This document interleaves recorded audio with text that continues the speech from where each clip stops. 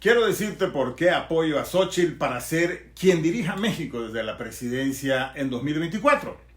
Pero primero te voy a decir qué es lo que siempre he buscado y querido en un presidente.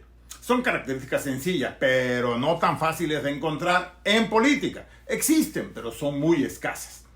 Son estas. Una, que no robe, que no lo haya hecho nunca. Para adelante no es garantía, pero es mucho más probable que alguien que nunca haya robado se mantenga así, a que un ladrón histórico deje de hacerlo al llegar a la presidencia.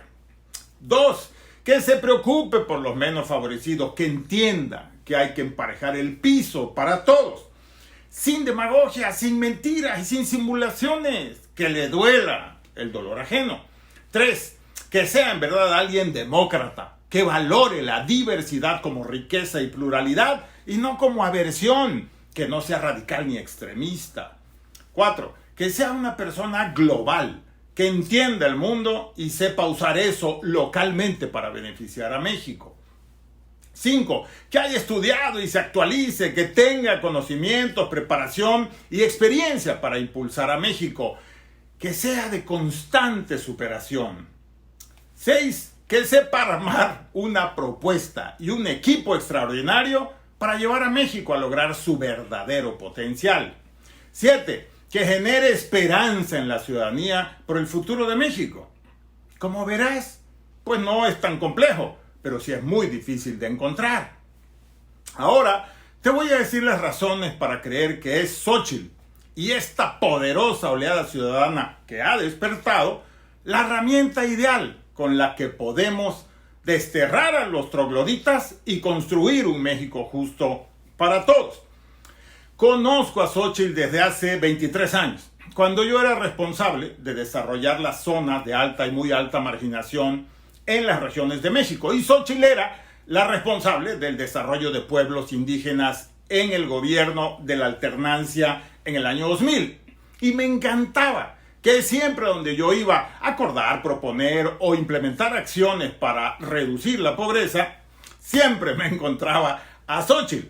Ahí siempre estaba empujando la electrificación o las carreteras o los caminos o los centros de salud para los pueblos indígenas. Xóchitl es pues de a de veras. Me gusta mucho porque me identifico ampliamente. Es 4x4, es todoterreno y no le tiene miedo, por ejemplo, a manejar 10 horas para llegar a Metlatónoga en Guerrero o volar en una avioneta destartalada a la zona de las Barrancas Rarámuris en Chihuahua o a subirse a la caja de un tráiler para llegar a esa comunidad en Valles Centrales, Oaxaca, a cumplir el cometido. Eso en ella es perfecto y no es simulación ni grilla. Su caminar en las zonas excluidas del país dejó huella y cambió la realidad de muchas comunidades y personas. La recuerdo perfectamente cuando inauguramos el hospital en Jesús María, en el Nayar, la sierra de Nayarit, con los huicholes. Y ella presionaba y presionaba a los secretarios de Estado para dejar más beneficios en esa deprimida región. Eso es muy importante en Xóchitl. Esta mujer es de a de veras. Así como en la sierra de Nayarit o en la de Chihuahua, así nos encontramos en Chiapas, por ejemplo. Yo era responsable del programa de la selva en esa región y ella estaba impulsando carreteras en la misma zona. Ahí nos encontramos también cuando a mí me tocó negociar la salida del ejército de las comunidades zapatistas y ella ayudó a convencer que realmente queríamos cambiar las cosas. Y se instalaron escuelas, hospitales, electrificaciones en muchas zonas.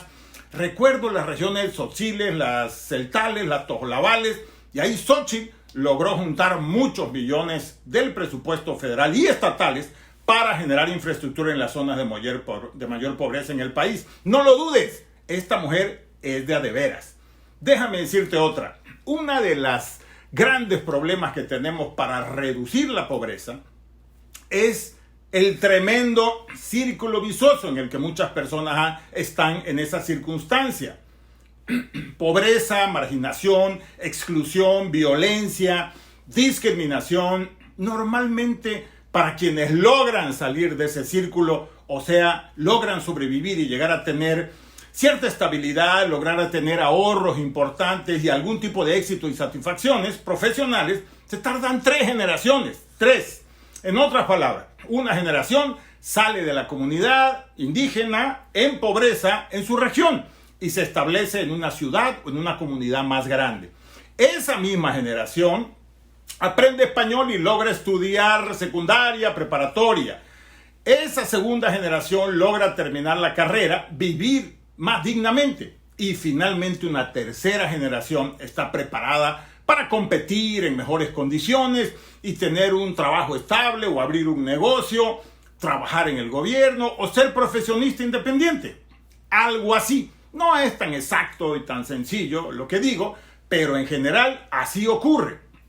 ¿Por qué platico todo esto de las 3 generaciones? Bueno, porque Xóchitl es de esas muy pocas, poquísimas personas que en una sola generación, sí, en una, salió de su comunidad en la Sierra Otomí de Hidalgo, aprendió español, logró estudiar hasta la carrera de ingeniería, nada más y nada menos que en la UNAM, y en esa misma generación montó una empresa y se dedicó a hacer edificios inteligentes, entre otras cosas.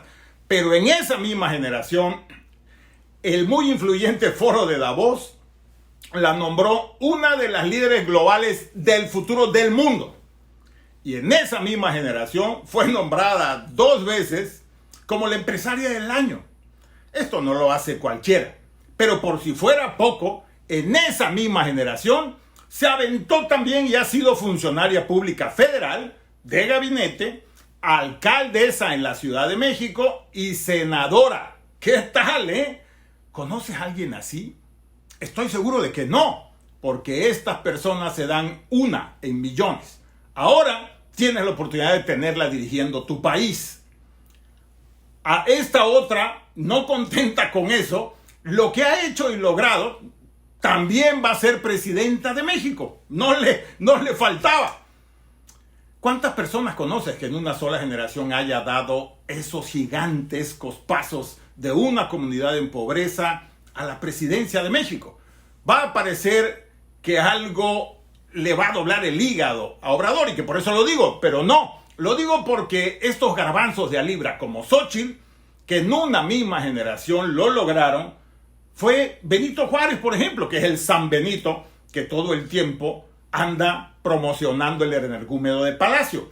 Así que imagínense el torozón que les dio Obrador cuando supo que alguien con las características de Xóchitl tendrá que entregarle la banda presidencial. Te lo digo en serio, esta chava es chingona y es de veras. Apoyémosla, es por México. Fírmale.